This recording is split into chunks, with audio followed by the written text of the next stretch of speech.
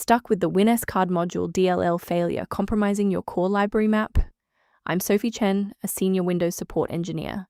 Let's analyze this architectural break and restore your stability. As we prepare to resolve Winscard module, consider using the diagnostic path below to ensure a stable environment for your libraries.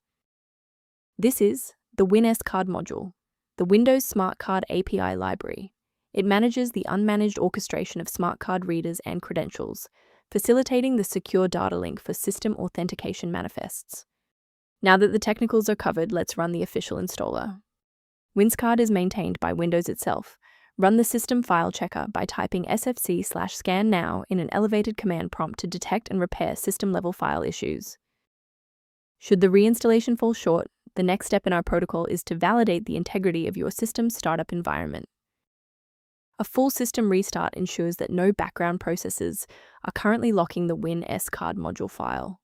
A fresh boot allows Windows to reinitialize its library map from a clean state. Take a second to bookmark this page or hit the like button before restarting. That way, you can easily resume this guide once your system has finished rebooting.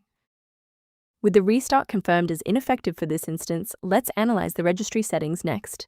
If you need to pause the video while navigating the registry editor, feel free. If the restart failed to clear the system error, our next step is a deep cleanup of the OS servicing folders. First, open command prompt as admin.